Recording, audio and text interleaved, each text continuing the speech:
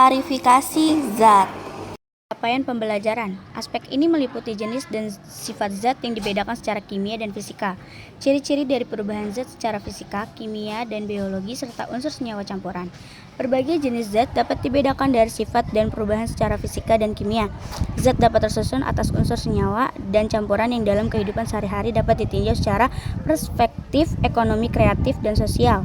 Melalui pembelajaran ini, peserta didik dapat menerapkan sikap mandiri, bernalar kritis, dan bergotong royong. Tujuan pembelajaran. Pertemuan pertama. Yang pertama, peserta didik mampu mengelompokkan unsur senyawa dan campuran melalui diskusi kelompok. Pertemuan kedua. Yang pertama, melalui praktikum yang dilakukan peserta didik mampu menganalisis perbedaan campuran homogen dan heterogen. Yang kedua, peserta didik mampu membuat kolloid berupa whipped cream atau mayones yang baik untuk bahan pembuat kue. Petunjuk penggunaan LKPD. Yang pertama, tulis nama, kelas, nomor absen, serta hari dan tanggal dengan benar. Yang kedua, bacalah dengan cermat petunjuk kegiatan. Yang ketiga, lakukan kegiatan sesuai dengan langkah-langkah petunjuk. Yang keempat, kerjakan tugasmu dengan sungguh-sungguh dan penuh tanggung jawab. Pemahaman bermakna. Untuk mencapai keberhasilan dibutuhkan tekad dan kemauan keras. Klasifikasi materi zat. Materi zat terdiri dari dua, yaitu zat tunggal dan campuran. Zat tunggal terdiri dari dua, yaitu unsur dan senyawa. Di dalam unsur terdapat dua, yaitu logam dan non-logam. Dari logam dan non-logam menjadilah atom. Lalu ada senyawa-senyawa terdiri menjadi dua bagian lagi, yaitu anorganik dan organik. Lalu anorganik dan organik menjadi satu dan jadilah molekul. Dan ada materi zat lainnya, yaitu campuran. Campuran terdiri dari dua, yaitu homogen dan heterogen. Kegiatan pertama, phase pertama, orientasi peserta didik. Petunjuk. 1. Baca artikel berikut untuk melakukan kegiatan praktikum sederhana. Ayo membaca.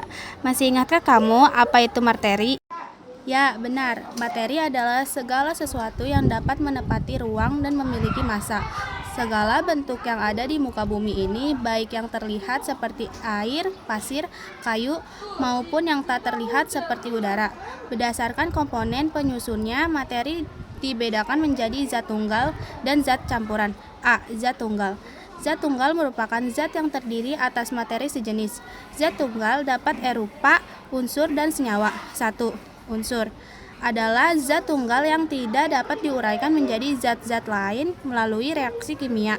Contoh unsur: besi, aluminium, karbon, perak, oksigen, nitrogen, dan kalsium. 2. Senyawa adalah zat tunggal yang dapat diuraikan menjadi dua zat atau lebih melalui reaksi kimia. Contoh senyawa: garam dapur, natrium, klorida, gula, air, dan asam cuka. B. Campuran. Campuran adalah zat yang terdiri atas beberapa jenis materi atau zat tunggal. Campuran dapat dibedakan menjadi campuran homogen dan campuran heterogen. Pertama, campuran homogen. Campuran homogen merupakan campuran yang zat penyusun tercampur sempurna. Pada campuran homogen, zat penyusunnya tidak dapat dibedakan. Contohnya air, air garam, sirap, udara, perunggun, dan kuningan. 2. Campuran heterogen. Campuran heterogen merupakan campuran yang zat penyusunnya tidak dicampurkan sempurna. Pada campuran heterogen, zat penyusun masih dapat dibedakan. Contohnya, campuran air dengan kopi, air dengan tepung, dan air dengan pasir. Materi dibagi dua menjadi dua, yaitu adalah zat tunggal dan campuran. Zat tunggal ada dua juga, yaitu unsur dan senyawa. Contoh dari unsur yaitu perak, besi, dan oksigen. Sedangkan senyawa ada air H2O, gula C6HO2O6. Sedangkan campuran ada homogen dan heterogen. Contoh dari homogen yaitu adalah sirup, teh manis. Sedangkan heterogen ada kopi, tambah air, dan susu. Pada kegiatan ini, silakan kalian membentuk kelompok dengan masing-masing kelompok 6 orang. Kemudian persiapkan alat dan bahan seperti yang tertera. Kemudian lakukan langkah praktikum pengelompokan unsur, senyawa, campuran. Nama ketua kelompok Syifa Fauzia, nama anggota Sophia Queen, Fitriani Azahra An-Nur, Bepin Fairuz, Sri Buana Dewi Hartono, Mutiara Syifa Ananda.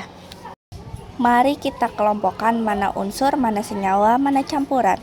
Alat dan bahan: pertama sendok, kedua gelas, ketiga korek, keempat serbuk kopi, kelima garam 1 plastik, keenam es batu, ketujuh kaleng, ke-8 gula, ke-9 sirup, ke-10 susu kotak putih, ke-11 susu saset coklat 3 piece. 1. Siapkan alat, cutter, pisau, sendok, gelas, korek, api, dan bahan berupa gula, garam, air kelapa, susu, sirup.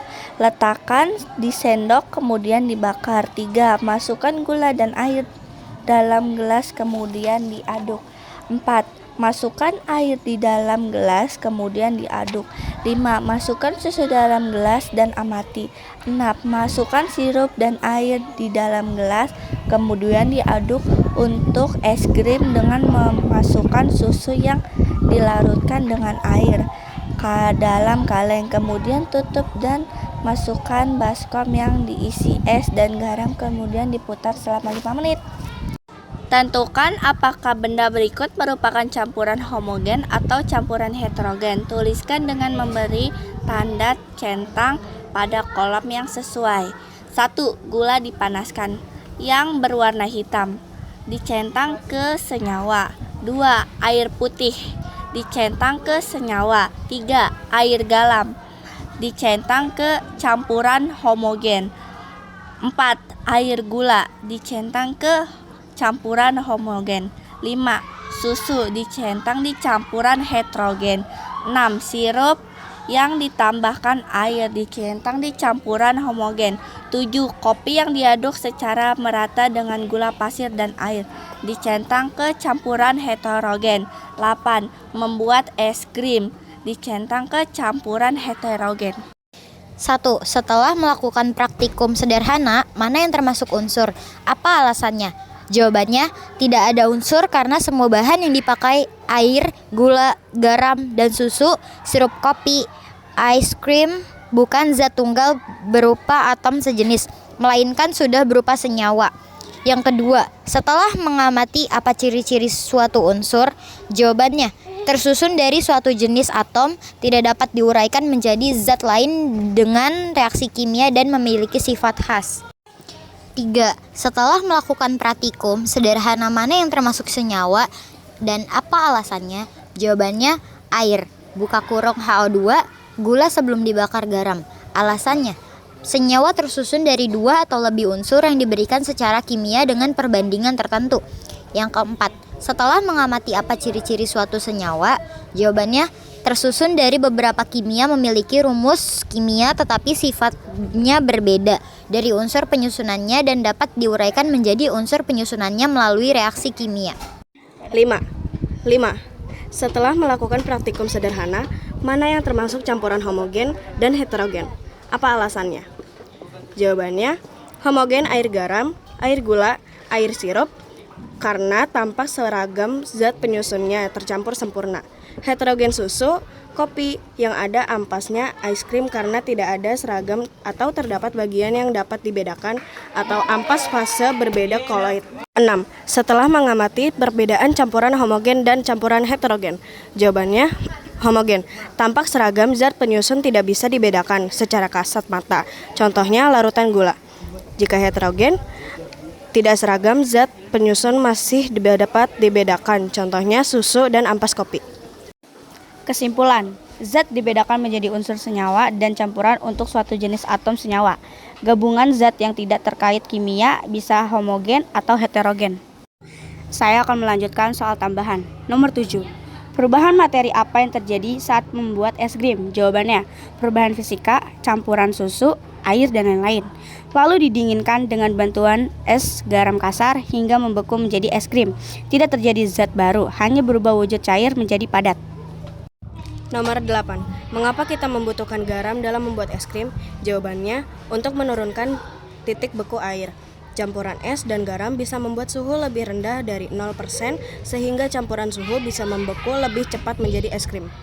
Saya akan menunjukkan hasil eksperimen saya, yaitu before dan afternya.